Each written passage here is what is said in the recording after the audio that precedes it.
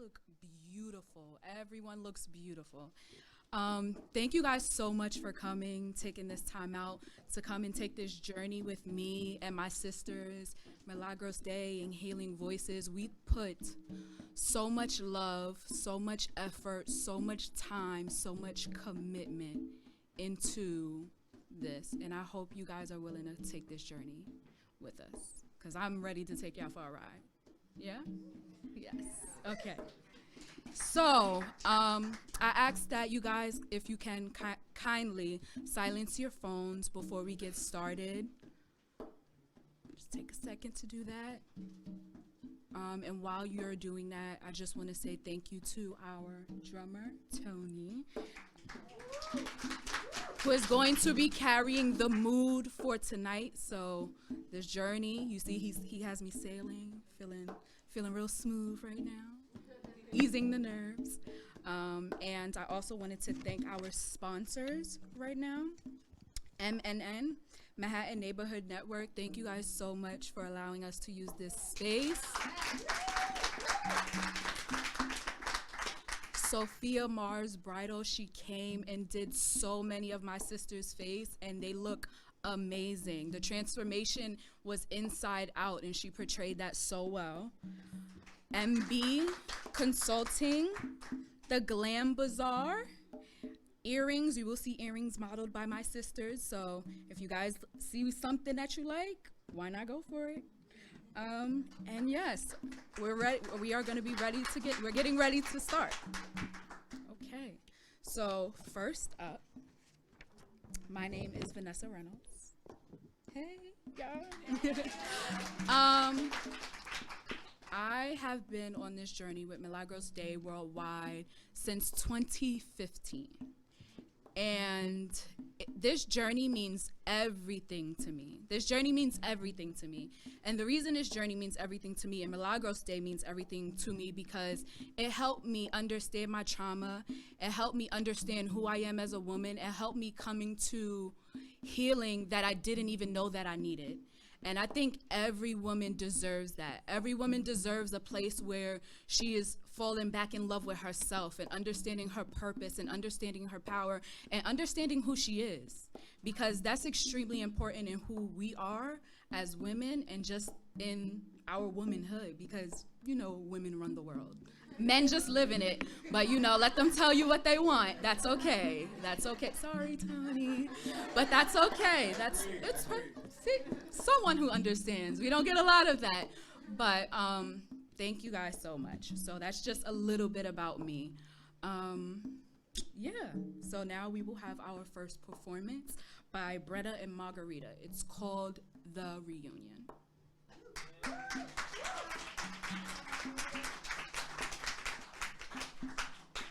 Wow. It's been how many years since we've seen each other? Over 20. And we reconnected. And what a small world that we're both following the same path. Milagros Day Worldwide is a nonprofit organization that focuses on personal and professional development. And we've been able to create so many different things and programs for women. It has helped me heal in ways that I did not know that I needed to heal.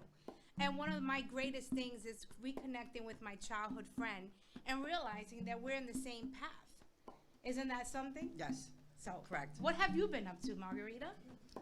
Oh, I've been up to a lot. Working and just trying to give back as much as I can. So what have you gotten from Milagros Day Worldwide? How have we been able to help you grow? Oh, it's been an amazing experience.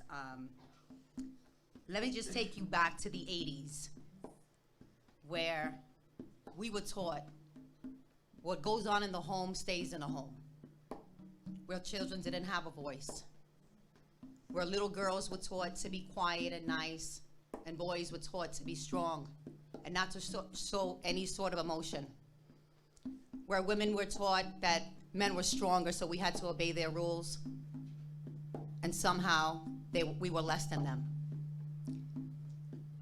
My parents divorced when I was a year old. I was the youngest of 3 girls. My father remarried and had 2 more daughters and a son. Altogether, there was 5 girls and 1 boy. My father picked us up on weekends and holidays.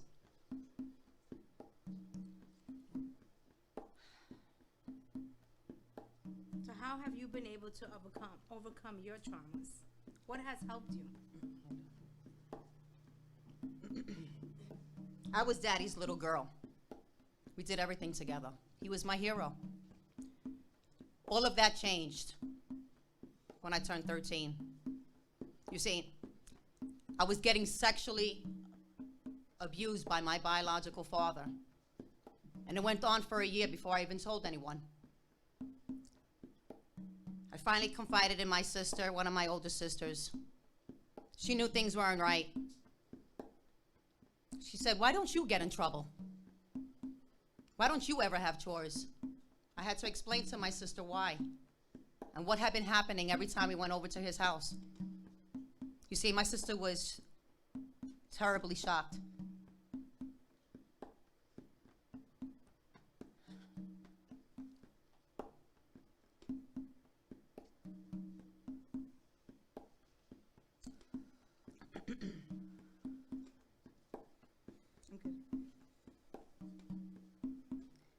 You see, the man who was our hero and protector was destroying her baby sister in the worst way any man can.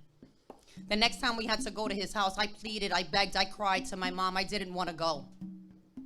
She didn't understand why. Eventually I had to tell her. And she picked up the phone and she called him. And she told him what I had been saying. After that, a lot is a blur to me. But I do remember getting sent to the guidance counselor's office. I do remember going to court and being put in a room by myself and being questioned. I do remember never seeing my little sisters and brother again. At this point, I became emotionally broken. So many thoughts went through my mind. My hero is a zero. Why'd he do this to me? Didn't he love me? Why didn't she believe me? Why didn't she hold me in her arms and tell me that it was going to be okay? I suffered in silence for a very long time, and my innocence was taken away from me at a very young age. I felt alone and empty inside. I felt as if it was my fault. And instead of being treated as a victim, I was treated as an accuser. My protectors failed me. The system failed me. You know, in 1998, the Child Protective Council stated that 98% of sexual abuse cases, the children's statements were true. 98%. They state that if we react with disbelief, they may never tell their story again, and their suffering will only increase. Every 107 seconds, a sexual assault will occur. They state that some of the signs you can look for in a victim is when they go to bed fully clothed, when they have increased nightmares, self-destructive behavior, drug dependency, suicide attempts, consistently running away from home, sudden changes in behavior. This person used to be so happy, and now they're angry and defiant. When this child used to be an A student, and now they're a D student. When they feel that their body is ugly or dirty. You see, I've showed those signs between the ages of 15 to 18 years. And even though I was going through it, I still try to live a normal teenage life. I had a boyfriend. I still went to school. Even though my future wasn't first thing in my priority list. It was anywhere was better than being home.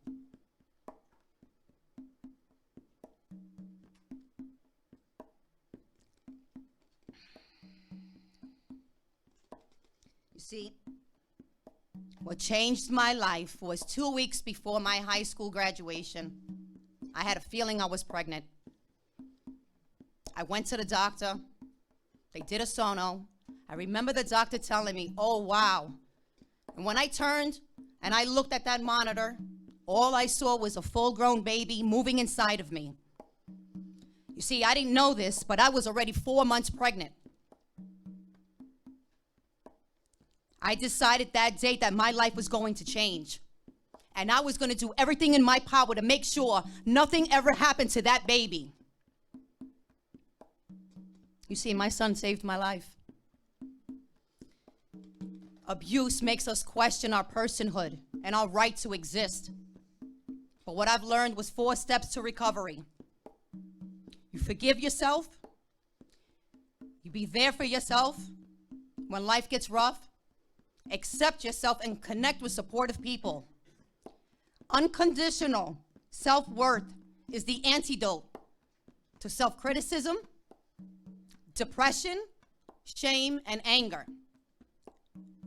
Shame shows your vulnerability, but is the most accurate amount of courage that you can have to succeed in life, to be the best version of yourself. Anger is a punishment we give to ourselves for somebody else's mistake. Forgiveness is not reconciliation, nor is excusing the offense.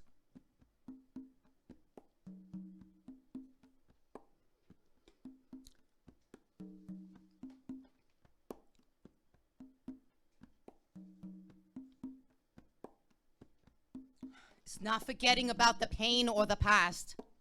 And it is not sticking around for future maltreatment, whether it's from a boss, a partner, a parent, or a friend. Forgiveness for me was me releasing my resentment, taking back control of my life and my positive energy. Forgiveness is you making peace with that pain. It's not what you do for others, but what you do for yourself.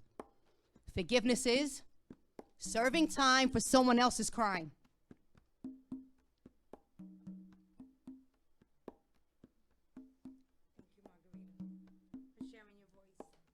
This is why we need your support, because we make this all possible.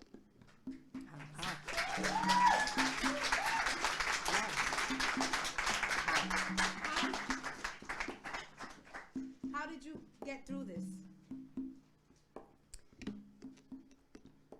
To any victim out there who's suffering, this is what helped me to be the amazing person that I am today.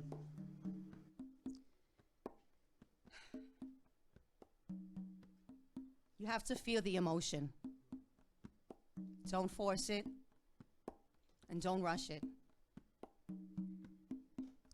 You have to do the unthinkable, and you empathize.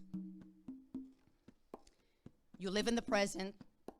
You don't take things for granted or personally. You have no expectations, and you learn from your experience. Be the hero of your story, because I know I am. Thank you.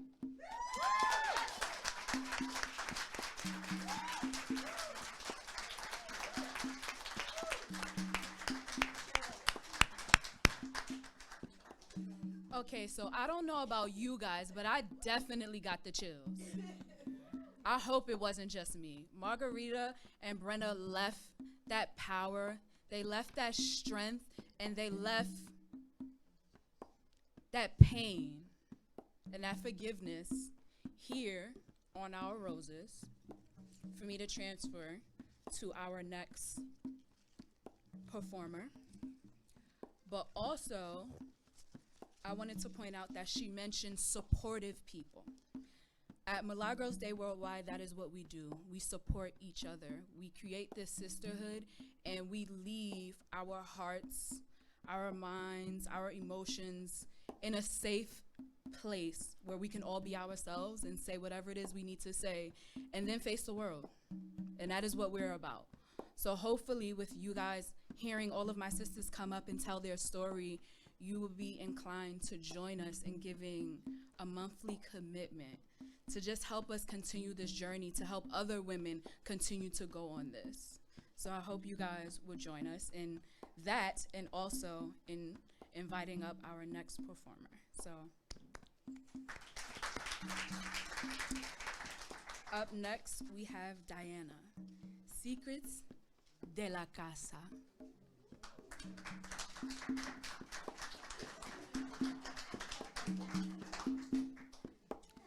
She's our character of the group, in case you didn't know.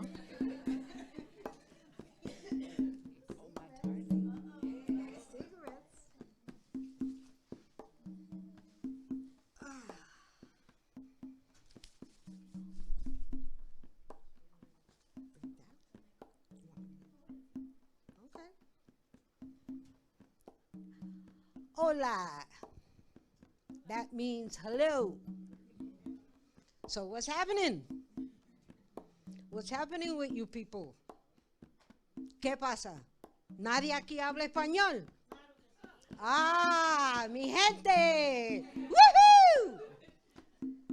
Wow.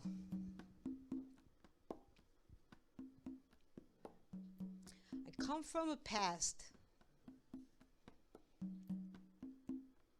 that was loving and caring by the most awesomest woman that I could have met in my life. Esa fue mi abuela. That was my grandmother. Mom was on her own. She wanted to go out and hang out and party and be with people outside. And so Grandma raised us. And Grandma used to say to us always, respect your mom. Esa es tu madre. Esa es tu madre. Ella trabaja y ella hace lo que tiene que hacer para este hogar. So she did. Mom went off to work every day and we went off to school. Grandma would get us up, we'd have some breakfast, off to school. Los años pasan, and it's a household of 2 women, my mother and my grandmother, y 4 de nosotros.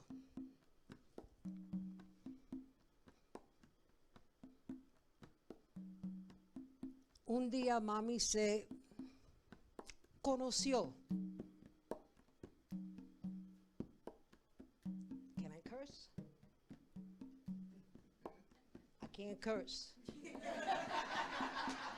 So tengo que hablarlo sanamente. But in your mind, go ahead and go there. Go ahead and go there. Because he was the man from hell. Ese hombre, lo que hizo a mi casa,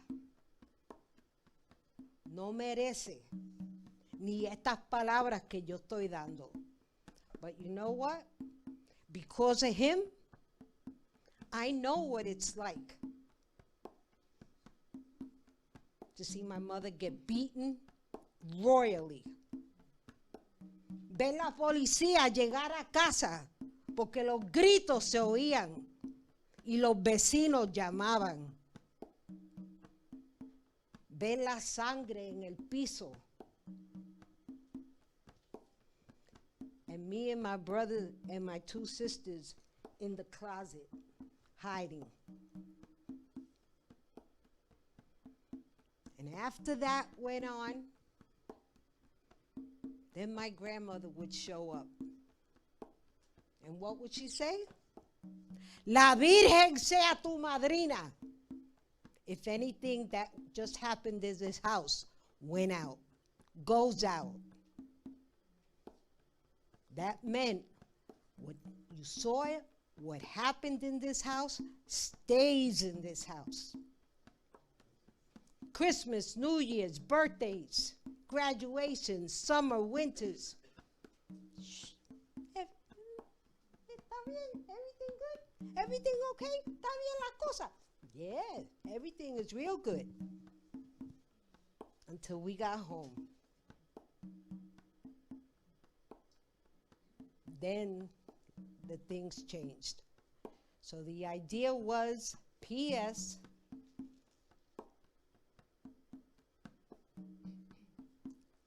I did not have a voice. I couldn't talk to anybody. I couldn't tell anybody what was going on in my house. P.S., it got there.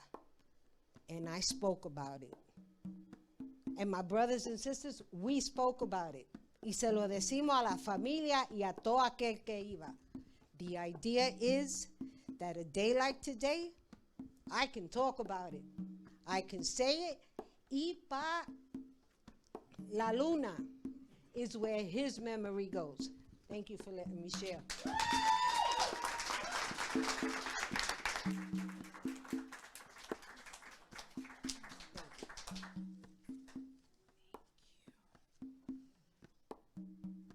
The power that is coming and radiating off of these women, I hope you guys are feeling it. I hope you guys are understanding what we're doing here, what type of healing atmosphere we're trying to create. So up next, we have Irene. Good girls don't talk.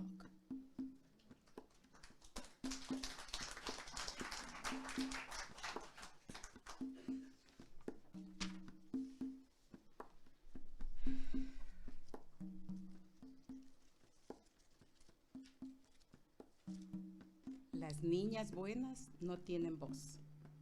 Son vistas, pero no escuchadas. Ser niña en una sociedad machista, donde los derechos de las niñas son limitados a patrones obsoletos, contribuye a incrementar el abuso sexual y la violencia de género. A los cortos 5 años, mi voz fue silenciada. Camino a mi escuela, fui asaltada sexualmente. Mantuve oculto este dolor por muchos años, porque las niñas buenas no tienen derecho a expresar sus emociones. Las niñas buenas solo obedecen y callan. Me aislé de los demás para evitar ser lastimada. Mi depresión fue incontrolable. La bulimia fue la compensación a mis miedos. Mi niño interior pedía a gritos que me rescataran, pero nadie pudo hacerlo. La culpa de haber asistido ese día a la escuela, el enojo de por qué tenía que ser yo y la vergüenza de sentirme sucia fueron emociones que marcaron mi diario vivir desde ese entonces.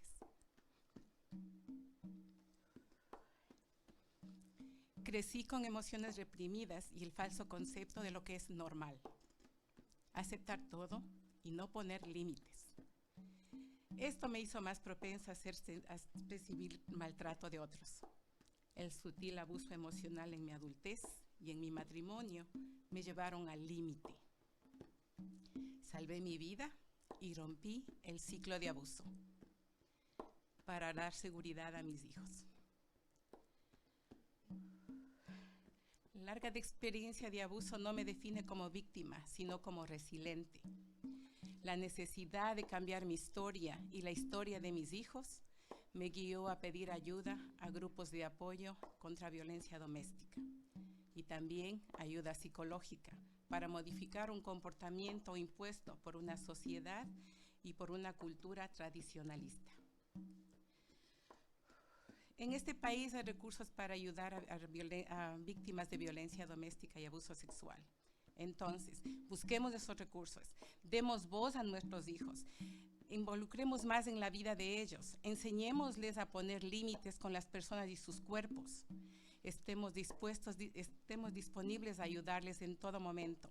Estemos alertas para ver los cambios emocionales y físicos de ellos. Escojamos cuidadosamente las personas que cuidan a nuestros hijos. Hablemos y instruyamos a nuestros hijos acerca del abuso y cómo hablar el tema, sin temores, y siempre estemos dispuestos a escucharlos. Gracias.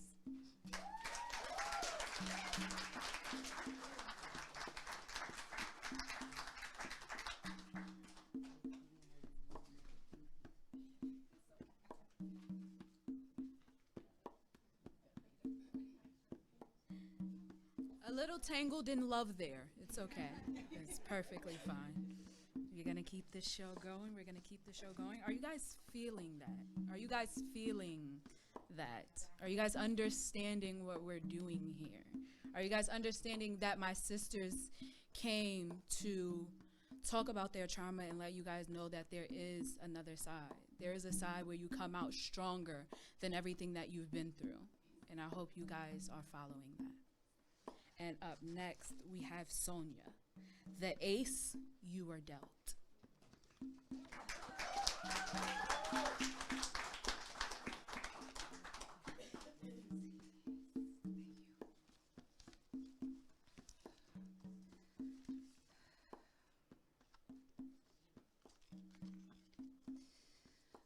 By a show of hands, raised nice and high. And I will start by eagerly volunteering that of mine. How many of us have been children? Don't be shy now. I'm going somewhere with this, I promise. How many of us have been children? It is said by the age of 18, 1 in 4 boys to 1 in 6 girls are sexually abused. Sadly, though it is the most prevalent common adversity shared among us, it is not the only childhood toxic stress affecting our youth.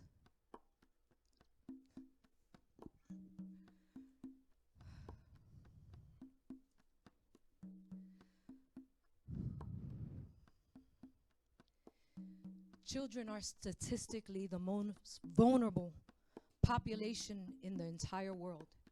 And what's worse yet is that we don't remain children. To the left and to the right of you, as they are at your side too, here we are, survivors of our own childhood. Under the vast growing umbrella of childhood adversity, you'll find likewise common adversities that affect us all. Beyond sexual abuse, these include physical and emotional abuse and neglect, domestic violence, parental separation via divorce, abandonment, or incarceration, mental illness, as well as substance abuse. See, for what one deems to be adverse, though it may differ from person to person, its negative impacts weigh heavy and negatively just the same. From self-loathing, self-blame, guilt, and shame, all contribute to cognitive disruption, leaving an otherwise healthy developing brain.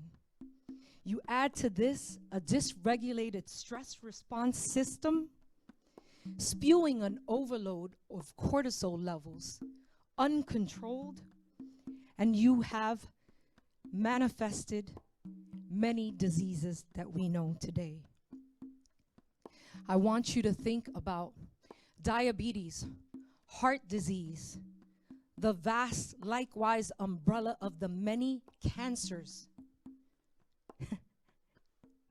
And the number one epidemic that we face, not just here, but all around the world, that we can't seem to get control of because we are all trying to numb the pain, the opioid crisis.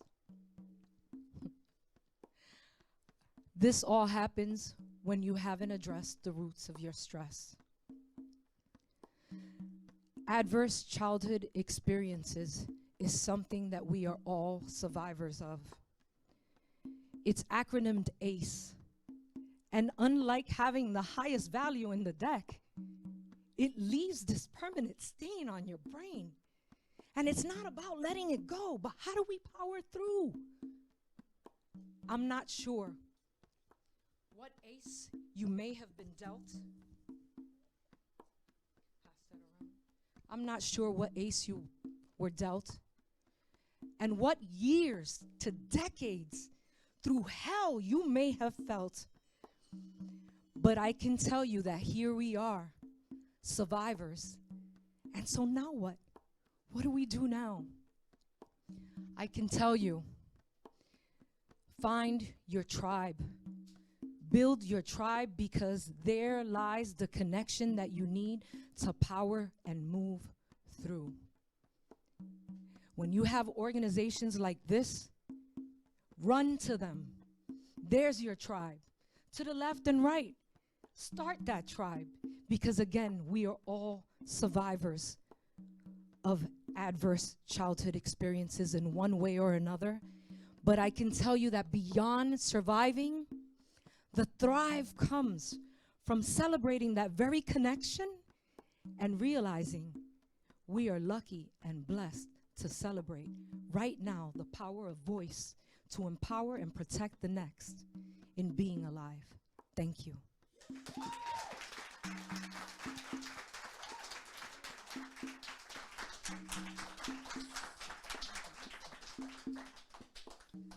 I'd like to say, by the way, I am that 1 in 4 girls. 1 in 4. Take a look around. Count 1, 2, 3, 4. 1, 2, 3, 4, 5, 6 for boys. And there you have it. We're all survivors.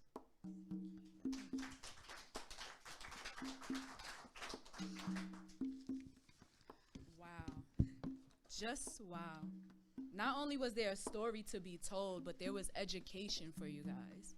I hope you guys are following, because this is my tribe, and this is what I want to be a part of for a really long time to come. And I hope you guys would love to join us, because we would love to have you. We would love to have you. Next up, we have STAR, 1-800-DON'T DIE.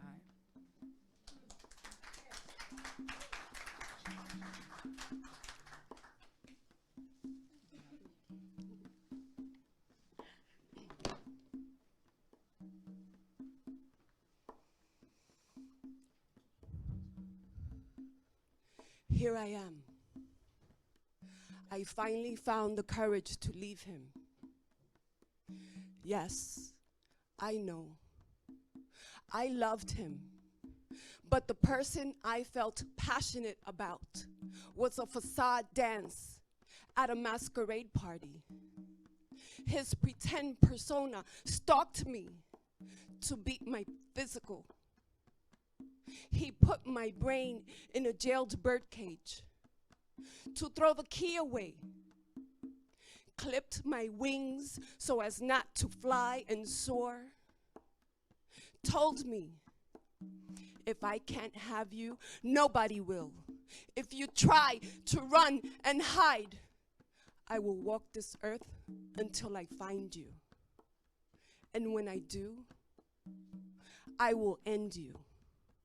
He tore me into tiny little pieces, stagnated me. I can't talk, hear myself sing, choking on my words, tripping on its syllables, drowning in my own puddle. I am not me anymore. Stop. Stop. Stop it. Stop hurting me. Stop abusing me. I can't anymore. I'm tired of being tired. My towel, it's tattered. I'm throwing it into the ring.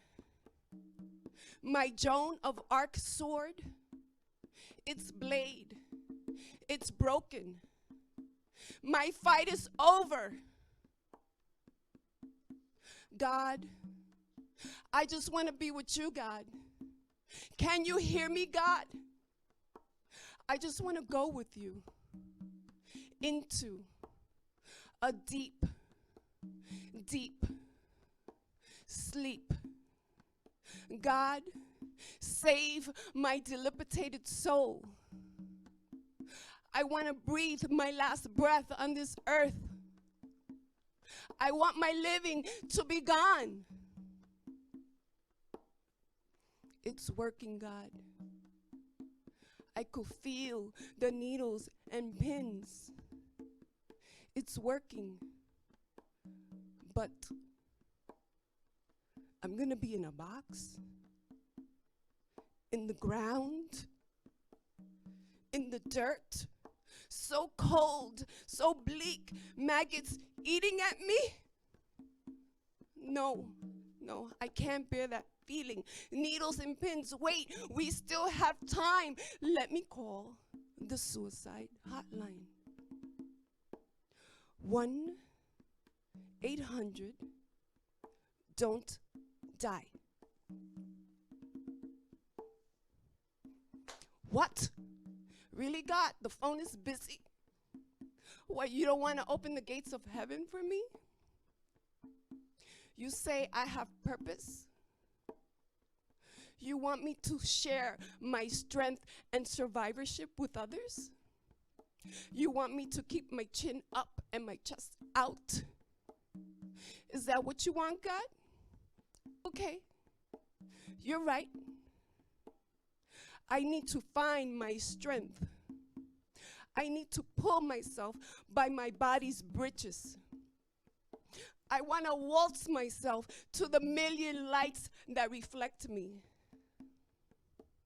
I held my tears in my hand. They are a pool of hope. They swim my past and allow my present to be joyous. As I bathe and cleanse my me, I am coming out of my cocoon. Watch me make change. Hear me shout and sing till my silence is no more. This has been a public service announcement brought to you by God and 1-800 Don't Die.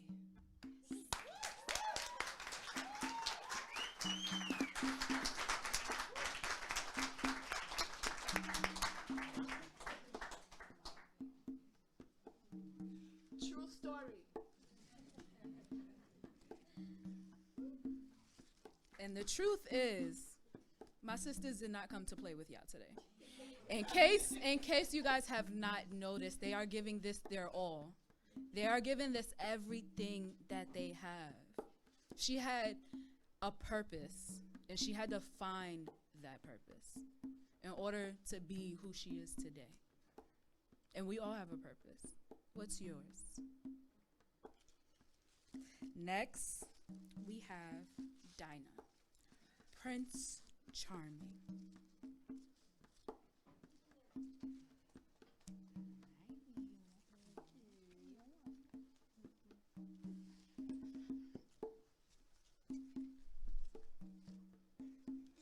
As a little girl, I was told my Prince Charming would come for me. Subconsciously, that became my destiny. I waited for him to take me away. I knew he was the one when we met. I'll never forget that day. It was just how I thought it would be. Then everything changed so suddenly. He gets angry so easily. Could it be me? We started to argue every day. The things he once loved about me seemed to be what's driving him away. This is not how it's supposed to be.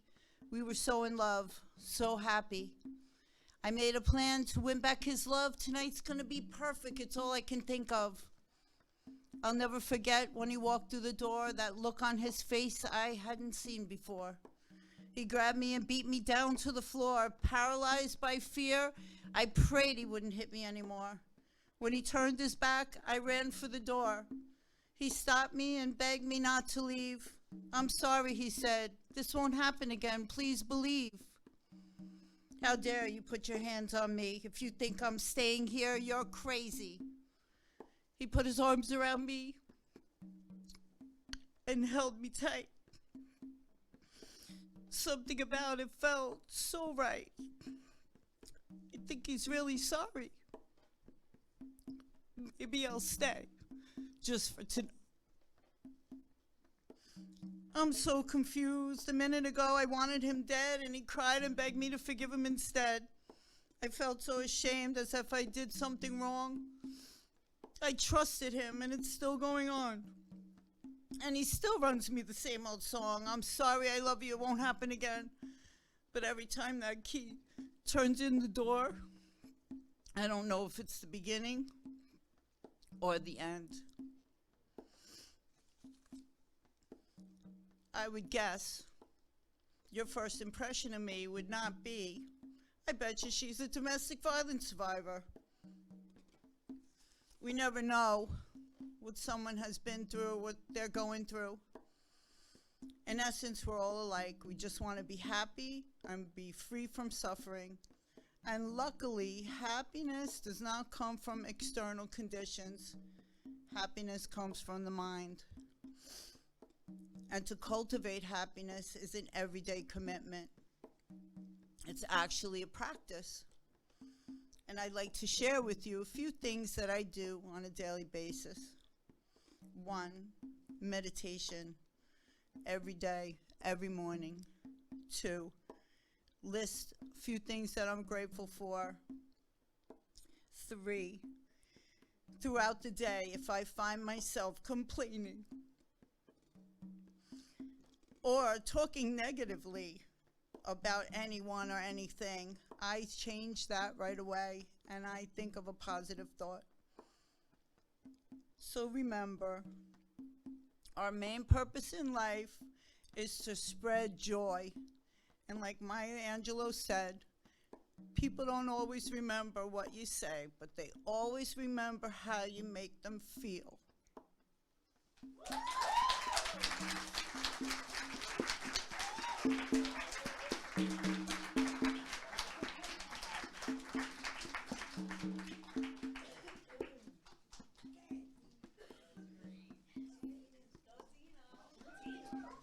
You guys would have no clue of how nervous she was to do this and came up here and delivered that like nobody's business. Okay? Okay? Wow. That purpose, I'm telling you guys, that purpose, find it. Happiness is a choice. Say it with me. Happiness is a choice. And guess what? I choose it every day. Every day. If y'all want to be with us, it's fine. We are inviting, I promise. We give hugs. We love each other. We talk a lot. Yeah, all of that great stuff. Of course. Why wouldn't we? I mean, we look this nice. Like, why wouldn't? You know what I mean? It's okay. It's all right. Fine. I mean, if you don't want to, but if you do, just come on. Yeah, okay. Wow, I cannot. This is amazing. Next, we have Janice. Find a better thought. Find a better thought.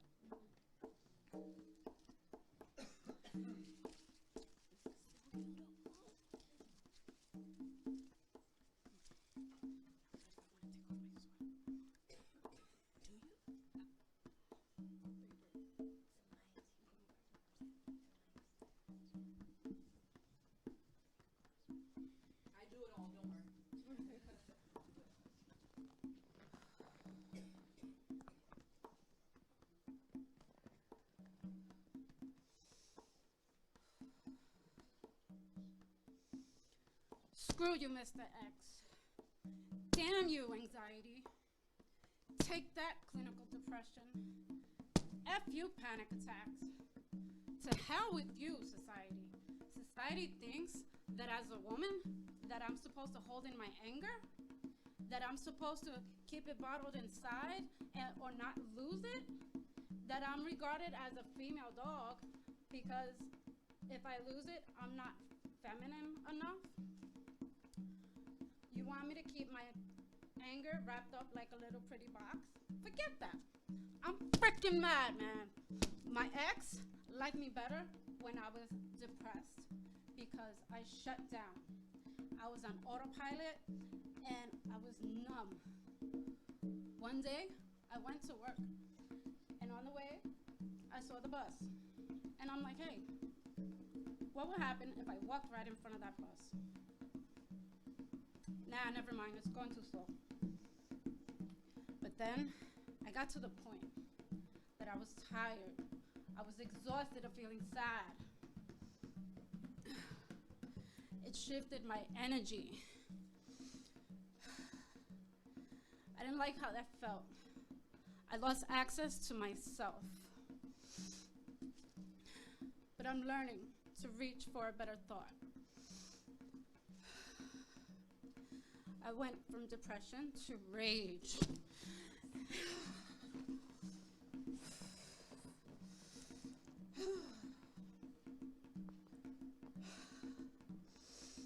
And guess what? Mr. X didn't like that. He didn't like it at all. Because anything he said, my rage would go from 0 to 100. But guess what? Anger isn't a bad word. It actually gives you the desire to make a change. But just don't get stuck in that emotion. You find a better thought. So, Mr. X, you've broken my boundaries too many times. I've tolerated your abuse long enough. You've destroyed my relationship with my oldest child. You put a wedge in our relationship. And now, even though he's my firstborn and he's not his biologically, it really pisses me off. And I don't want to take it no more. I don't want to take it no more. And now I want to put my energy into my other 3 little ones to lift them out of the darkness that he shaded on them.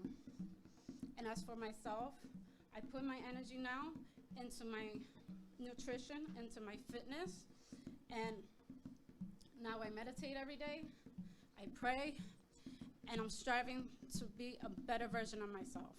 I'm learning to love myself. As of finding a better thought, it has given me back access to myself.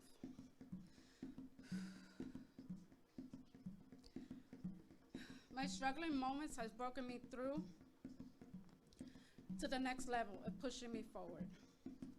I'm resilient, I'm a survivor, I'm a warrior, I deserve better, and I'm taking my power back.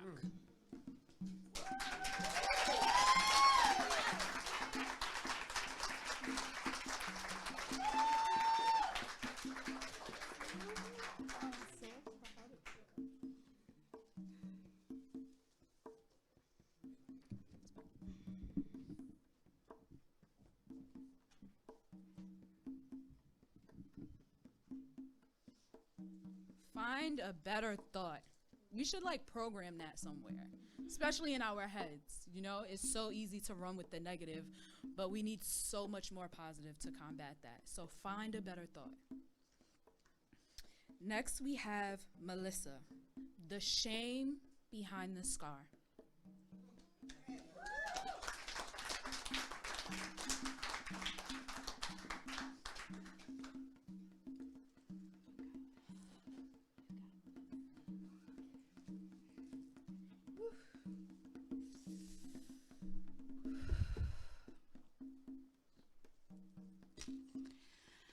I didn't want to go. I felt it in my gut.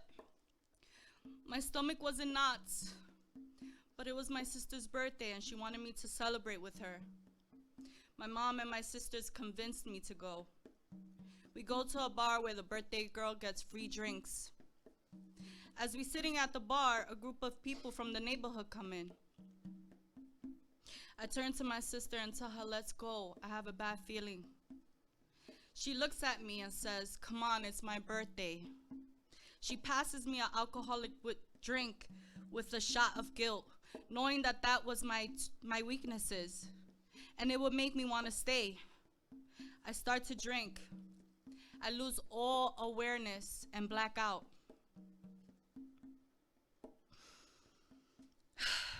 I remember bits and pieces, but one thing I do remember is him walking behind me and raising his arm as I felt something warm on my face. I turn to my sister. She hysterically starts to scream at him, but she followed the same fate. On February 1st, 2009, I woke up on a hospital bed with 28 stitches on my face and labeled the crime's victim. I identified the man who cut my sister and me. Word on the street was that I was a snitch and my sister and I robbed him.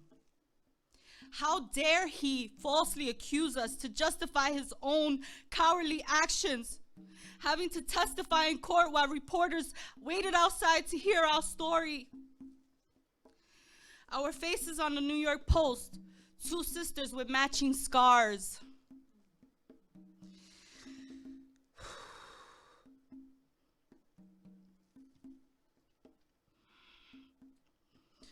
I was labeled a crime victim, and in every sense of the word is how I lived my life, and shame followed.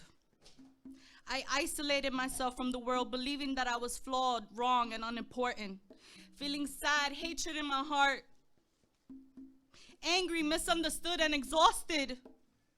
Shame was destroying me, consuming me like a disease, spreading and infecting the world, my world.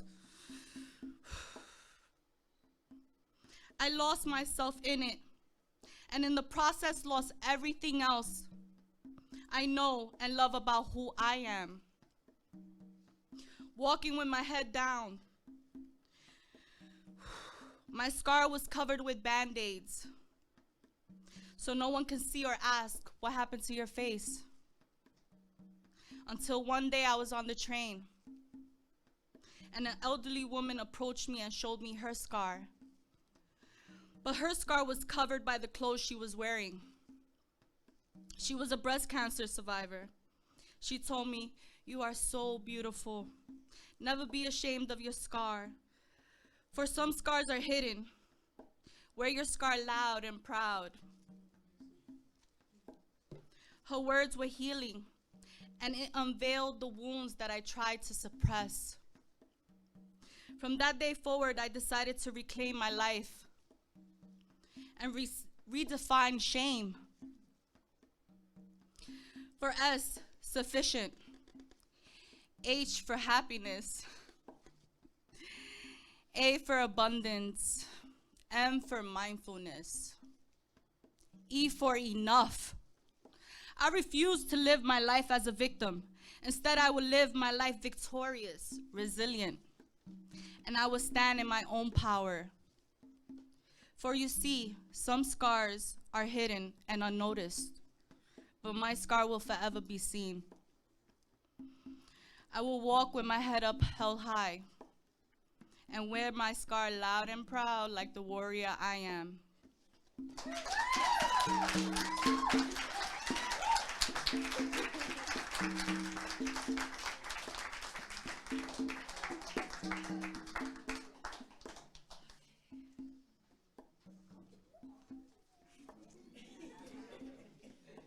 Wear your scar loud and proud. One more time for y'all. Wear your scar loud and proud. Wow. Just wow. There is no words to describe how powerful that was, Melissa. So proud. I'm proud. Proud mama. Next we have Tafora, the truth behind the culture.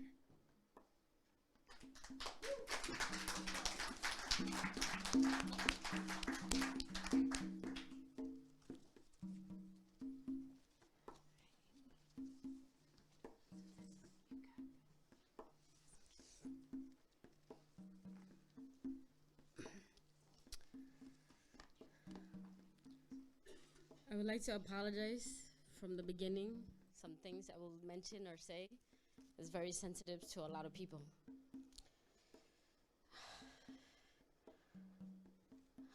I grew up in a domestic violence family. My parents always fought. Also struggling for between two cultures. I'm from Bangladesh, which people know as Indian, Bengali, Pakistan. We do not have such support group, or we cannot speak our pain or the problem we go through. So I was very confused growing up. Is this a normal life or is this an everyday situation? I couldn't focus on school because I'm so worried watching my parents fighting every day. I was never shown what is love or discuss what is love. So when I first met my husband from a different culture, I thought this was true love. So the first man who was nice to me, showed me love and support, I went and I married him. Once again, my parents abandoned me because I went in search of love. Test came so fast. What is love? A year after I got married, diagnosed with cancer.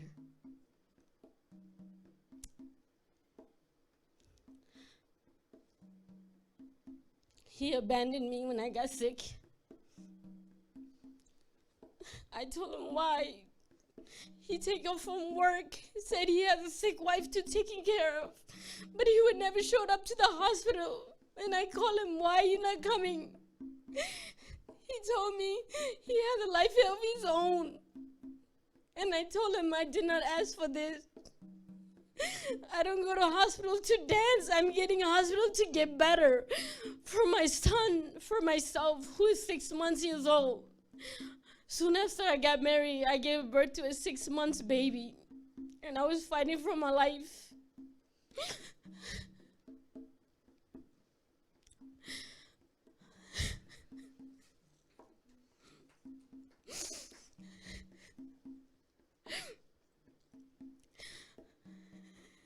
Then I found Dawn, Milagros Day. I went to so many therapies, so many counseling, didn't help. I found this lady by a miracle. I went for a job hunt. And what she gave me is priceless.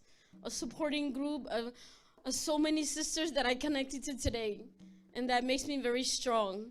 And I'm here today because of Dawn and for Milagros. So we all need some kind of support like this.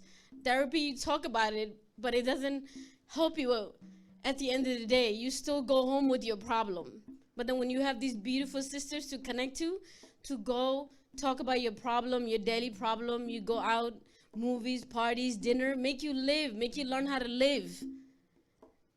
And this is why I thank Dawn today for having this program, and I appreciate every bit that you gave me. Thank you so much.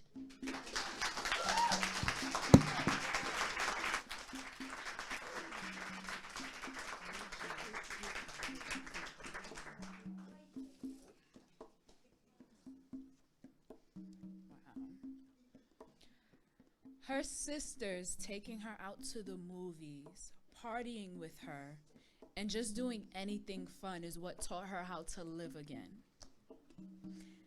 That's amazing. Who doesn't want to live a little? You only have one life to live. Why not experience everything there is to experience and be happy while doing it? Thank you, Tafora. Next, we have Sherry with Healing Isn't Easy.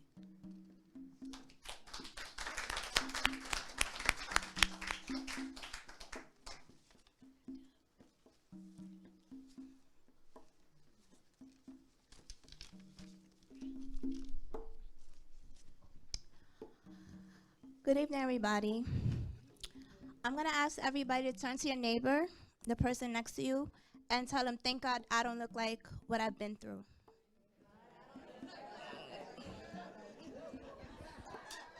Now I'm going to ask you to do something else. Everybody in the room, I want you to look at me. Do I look like I was once 108 pounds? Do I look like I was almost beaten to a near death? Do I look like I suffer from PTSD, depression, and anxiety? Do I look like I contemplated suicide on many occasions? Do I look like that? You wouldn't know any of this if I never told you. But I'm telling you this because I know what it feels like to be lower than the ground. I know what it feels like to have no money and the people around me not give me anything to eat. All of those people and things that hurt me went away eventually, but I had to do the work. Faith without works is dead. Some people told me I look like I have it all together. Trust me, I don't. But I know my worth, my value, and I'm willing to work to keep toxic, negative things and people out of my personal space. Many times we hope and wish and try to pray our problems away, but then we realize most times when it's too late that the issue never left, that we're dealing with the same crap that plagued us 5, 10, or 20 years ago. Why do we hold on to such heavy burdens? Turn to your neighbor and tell it, put those bags down. If you had to wear all of your burdens, most of you will be flat on the floor because they are too heavy for you to carry. Tell your neighbor, let go. Letting go would be the easier option, we would think, but what seems simple is never as easy as it sounds. It's easier to ignore the pain, hold on to toxicity, and for some people, continue to deal with the mess that they are in. I know all about wearing heavy baggage, And you know what that cost me? It almost cost me my life. Somebody tried to kill me. I was a victim of domestic violence at 22 years old. The struggle for peace, sanity, and serenity is what motivated me to put my bags down. Something worth having is not easy to obtain. Tell your neighbor it's not easy. We must work hard and be willing to make some type of sacrifice to achieve the goals that we set out for ourselves. But how come so many people work themselves to death for a new house or a new car, but they won't put in the same blood, sweat, and tears to become healed from toxic, traumatic events and people in their lives? We want better, but don't do better. We want so much, but we do so little. When you lose it all and gain it back, you have a responsibility to help others do the same. Tell your neighbor, responsibility. And so, I am here sharing my story to help someone get out of a situation or help someone prevent a situation.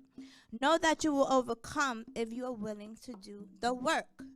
No, it's not pretty, but the results are so sweet.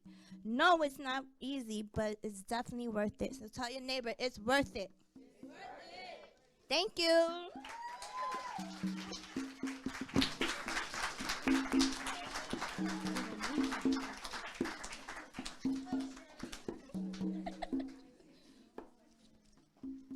You know, sometimes it's harder to continue to carry something than it is to let it go. Sometimes it's harder to hold on to something than it is to let it go, because it could be causing you more pain holding on rather than letting go. Think about it. Are you guys enjoying tonight? Can we just get a round of applause, right? I know I'm enjoying tonight. Go me. Next we have Kitty with Priority 5.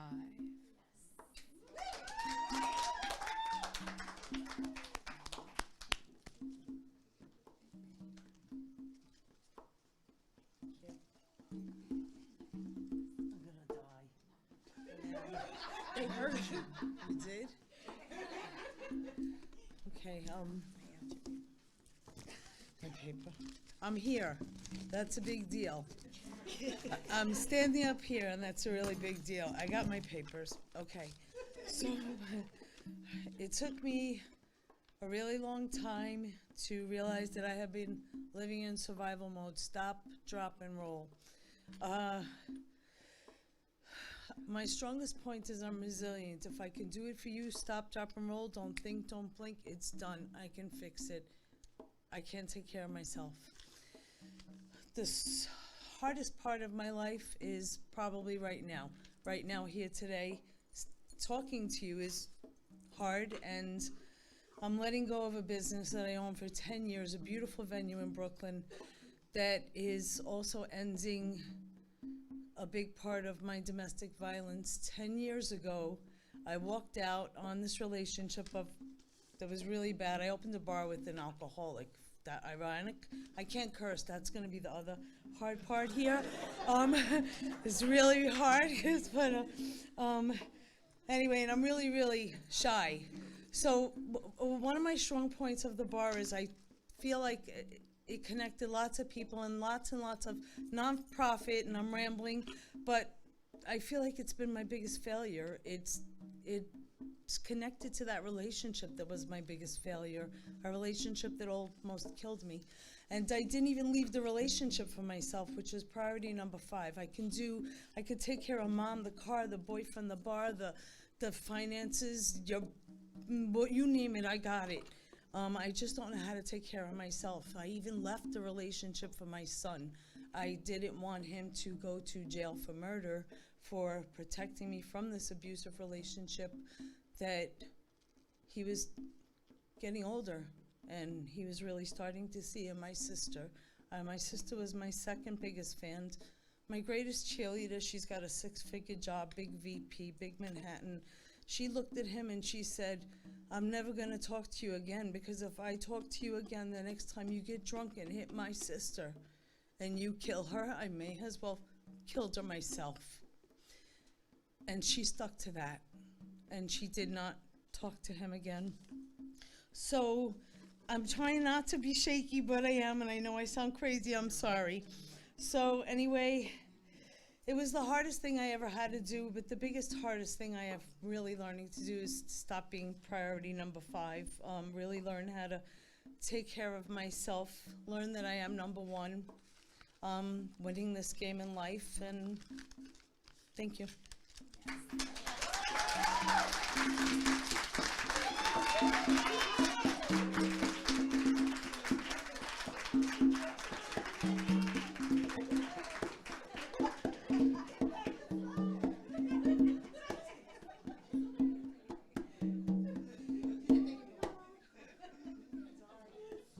I will hunt you down about my flowers. In case you have not noticed, it's perfectly fine. I know you were nervous. You did amazing, and I'm so proud of you. I'm proud of all of my sisters, but yes, my flowers. I just want to say that my sisters have really outdone themselves tonight. We still have a few more to give you, and you're gonna get the best of us, but the best of all of us, because they gave everything they had. But I just want to thank you guys, because you guys allowed me to do this. You guys trusted me enough to follow you on this journey and come up here and be your MC. And that takes love and that takes trust. So without any regard, like, just know I love all of you. Oh, shucks, you guys. Next we have Maria with Breathe. Sounds so simple. Somehow we don't do it very well when we're upset. Very interesting.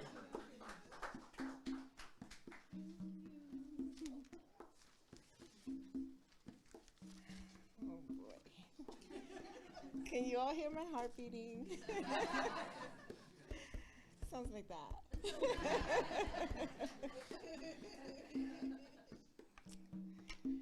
Well, many of us don't breathe properly, so let's take a deep breath in and let it out. That helped me more than you. And many times trauma can have a silencing effect. The most impactful traumatic experience that I endured, the one that caused the most fear and the one that probably caused me to disconnect from myself, was when he attempted to set the apartment on fire with me in it. I was cornered with no way out. I felt paralyzed, and I resigned all hope of survival. I made no attempt to run, to save myself. I was powerless. I was 10 years old. I forgot how to breathe properly on that day. Trauma dictates what a person sees when they look in the mirror. It becomes the lens through which a person views the world, stunts our evolution, and blocks our creativity. This sacrilegious act sears a feeling of shame within the center of the traumatized person's being, and shame becomes the fountain or source from which a person functions, shaping our thoughts, our perceptions, and our decisions, which too many times are self-defeating decisions that perpetuate intergenerational trauma.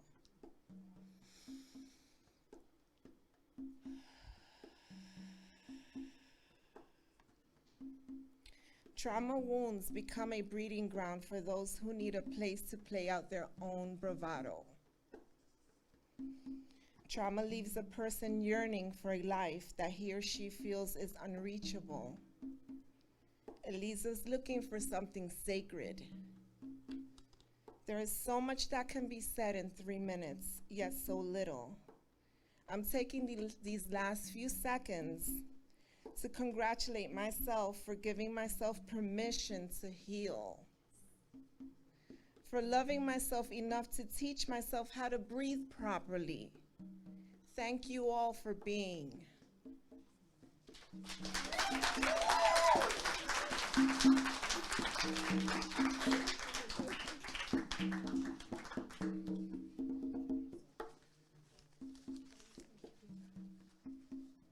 I think she learned her lesson because she had saw me coming to get my flowers, but she was gonna run off.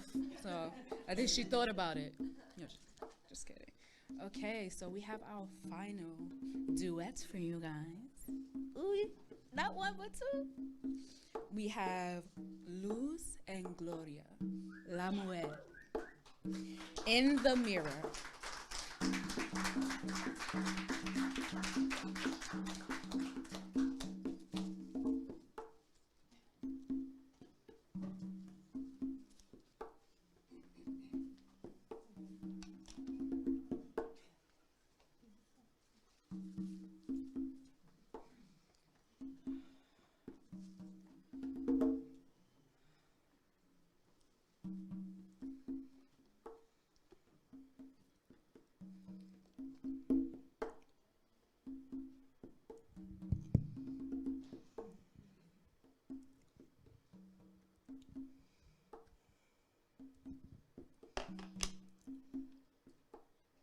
Hello.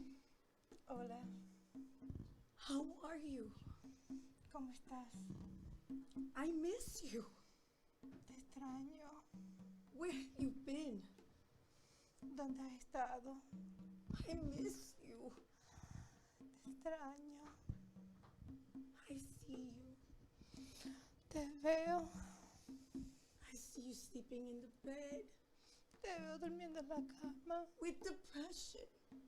con depresión. Get up. Sal, levántate. Breathe. Respira. Love. Ama. I see what you do in this house. Veo lo que haces en esa casa. You have to go outside.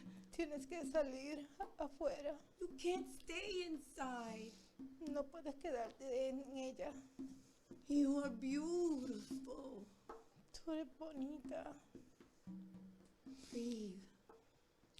Respira. I am you. Yo soy tú. You are me. Tú eres yo. You are love. Tú eres amor. You deserve love. Tú mereces amor. Don't leave me. No me dejes. Don't leave with PTSD. No dejes no deja el PTSD. I see OCD. I see OCD. I see you cry. Te veo llorando. Alone. Sola. No more. No más. People love you. La gente te quiere. Give them love. Dale amor. Open your door. Abre tu puerta. Open your window. Abre tu ventana. I see when you try to clean. Veo que quieres limpiar. It hurts. Duele. No more. No más. Time to live. Tiempo para vivir. Today. Hoy. I love you. Te quiero. Don't leave me. No me dejes.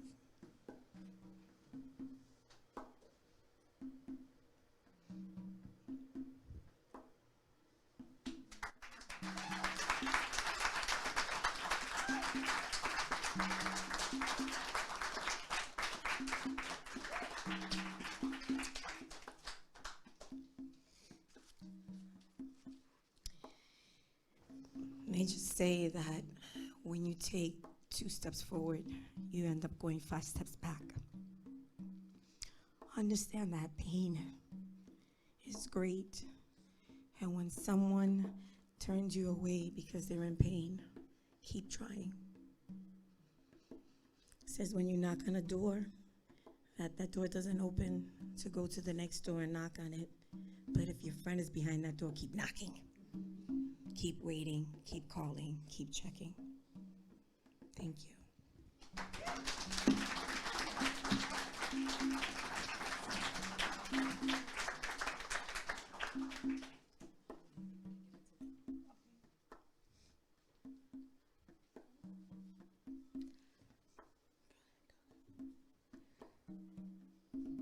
Wow.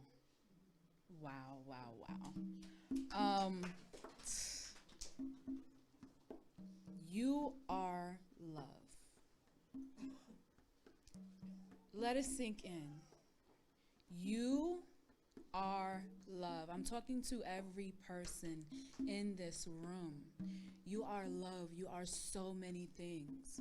But loving yourself is the key and the answer to everything. Maria spoke about intergenerational trauma. When you heal yourself, you make it possible for your family tree to heal. Okay? I do not look like what I've been through. Thank you, Sherry. And I refuse for my daughter to even know half of the stuff that I went through.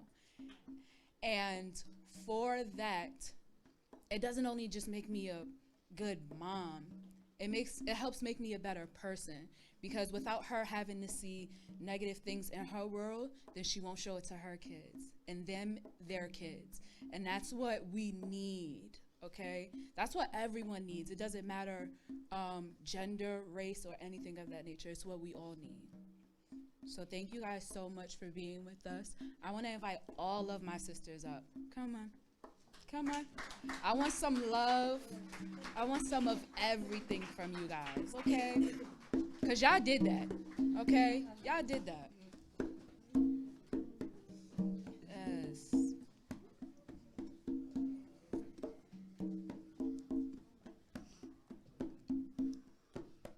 Do y'all see us?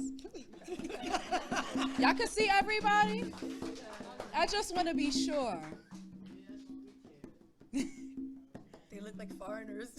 You're right? Coming to America.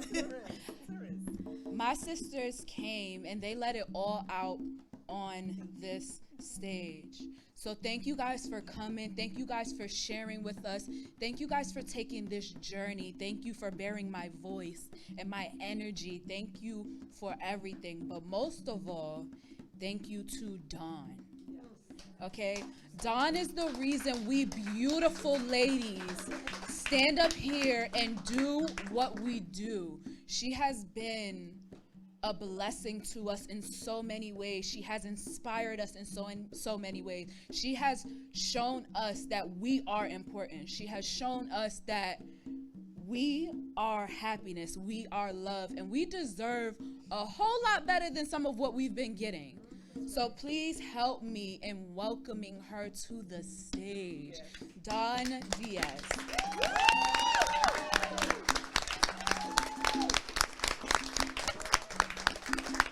And you guys missed it, but Luz gave Dawn my flowers. But as she should have, okay? As she should have.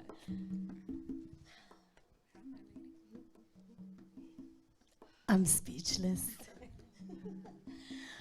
Wow. Thank you all for being here with us tonight, for sharing this special transformational journey with us. And just kind of spread out, because I want to just say one thing about each one of you. Yeah, go back there. Okay. Yeah. So wow, the messages that we got from these women, like Melissa, the shame behind the scar, right? We've all carried scars. We all have these scars that we're walking around ashamed of. And let that scar be your pride instead of your shame, right? Sherry, thank God I don't look like what I've been through. Thank God. Say that again, girl. Thank God I don't look like what I've been through. Because we all been through something, every one of us. You know, some of us have had domestic violence, abuse, molestation, rape, and some of us have had other types of trauma. But trauma is trauma, and we've all been through it. Irene, the little girl that doesn't talk, and now she has a voice. Luz, the mirror. Every woman that you look at is your mirror.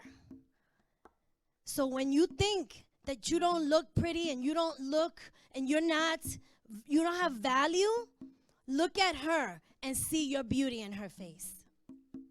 Kitty, my girl, priority number 5. She could help anybody except for herself, but she's getting there. She's getting there, and she has declared it, and we are all here to hold her to it. Janice, anger. That anger, let me tell you, anger is not a bad thing. When you're depressed, anger is a step up, and it's going to make you take charge of your life. 1-800-DON'T-DIE. How many of us have wanted to die because we didn't see the answer? Don't die. Just look for a community to support you. Dina, Prince Charming, we all grew up with this fairy tale that some man was going to come and save us. And men also grew up with a fairy tale. It's all dysfunctional. It's all upside down. Let's just help each other to heal. Margarita, wow, like powerhouse. She started us off. She started us off letting us know, bearing all of those secrets and all of that shame and all of those statistics. So you know, every person that you walk around, you don't know what they've been through. No matter how strong they are and how much authority they have. And I'm going to let you know, because that was me too. Vanessa, she took us through this journey. So amazing. Love her. She's so beautiful. She has brought her family into this community. Maria, breathe, man. Breathe. Once you take a breath, you can figure out what to do next. And find the better thought. Yes. Ace. Sonia, adverse childhood experiences. We need to get that in all the schools, in all the pediatricians' offices, in all of the marriage counselors. That is what tells you where you've come from and where you need to go. Brenna, my beautiful baby sister, vice president of Milagros Day Worldwide. And she is the wing beneath my wings. I'm the visionary and she is the ground. Diana, los secretos de la casa. We don't have to have these secrets anymore, because guess what? Everybody's got these secrets, and we all think that we're hiding these secrets and everybody knows them. Sephora, again, secrets. Because cultures and religions, they're beautiful, but they also have the dark side. And we need to bring it to the light. Gloria. This woman, she coached all of these women throughout this entire... She coached every one of these women into crafting their talk, into speaking with power and conviction. Thank you. Yes. And so I'm going to wrap it up with telling you a little bit about me. 10 years ago, I was a captain in the New York City Fire Department. And I had a great job and my life was great. But I was in a deep depression. And I was about to check myself into a mental hospital.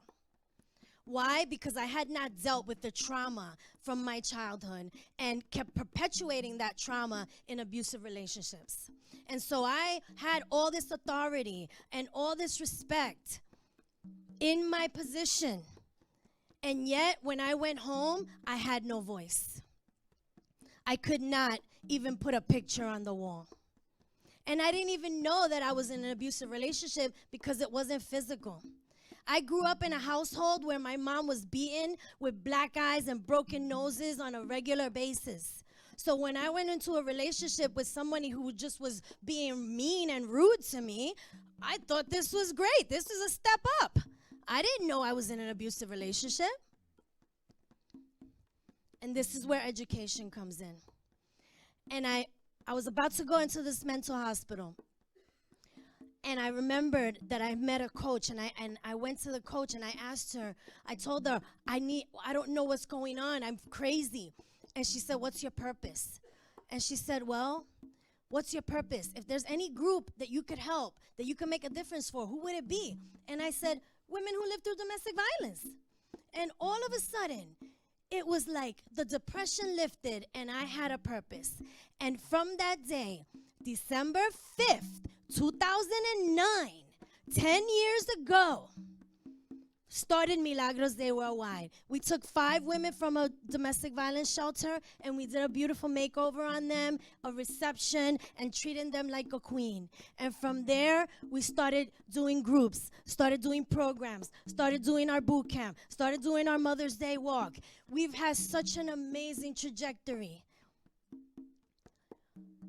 And it's all come down to this, healing voices. Healing voices. Because the program that we did, 12 weeks of trauma healing and public speaking. Who would have ever thought to put those two things together?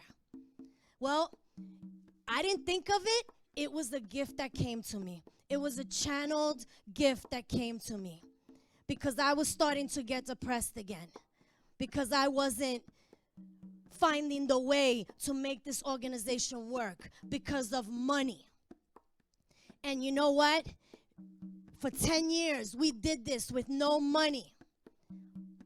And for the next decade, we are committed to getting grants and getting funding and getting everything that we need to spread this message. Because just like these women here have this powerful message, there's thousands, hundreds and thousands and millions who need their voices heard.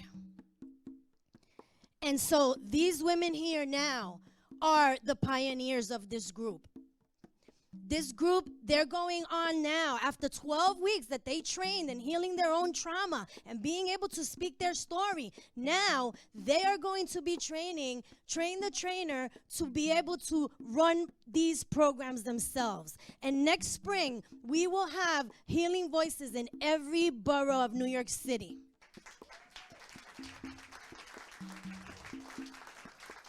And for that, we need your help.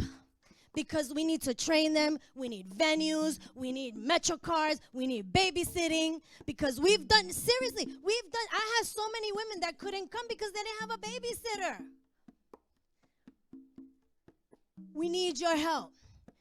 Share this message. Healing Voices Live, that's our hashtag. Whatever pictures you took, you please share it. And we want you to join us, join our family with a monthly gift. A monthly gift of even $10 a month will make such a difference. And if it's 10 times that, it will make even more of a difference. But seriously, these voices cannot be silenced. And so we want to thank you for being here. We want to thank our sponsors. We want to thank the Manhattan Neighborhood Network, who has had us here and let us share this message. And they've supported us for the 10 years that we've been here in existence. We want to thank our sponsors, Maria Barreto Productions. Thank you. The Glam Bazaar Shop. Thank you. And Sophie Marks Bridal did all these beautiful makeup on these ladies. Thank you. Tony Rosas, our beautiful conga player, 4-time Grammy Award winner, right here with us. Thanks to Maria Barreto. And we have some amazing guests here supporting us too. Manisha from the Corporate Zawali. We have the Bronx Center for Nonprofit Developments here. We have Weibo here. We have partnerships and partnerships. We have the MTA Guardians here. We have an amazing community. We have Karina Abar here. Yes. And so this cannot stay in this room. We need to bring this out to the world. Please help us. And so we're going to invite you to join us for a wine and cheese reception outside in the lobby. And so you could have conversations. Have conversations about what you just heard with each other. Have conversations with these women. Ask them, how can you support? And if you can't support us with money, support us with your resources. Support us with your community. Support us. Because you know somebody in your life. You may not know what they're going through, but you know somebody in your life that has experienced every one of these things, every one of these stories. And it's your responsibility. It's your responsibility to end domestic violence and childhood trauma. The same way that it's our responsibility to heal. And we've taken that on. Now we need you to take on yours. Thank you. Have a good night.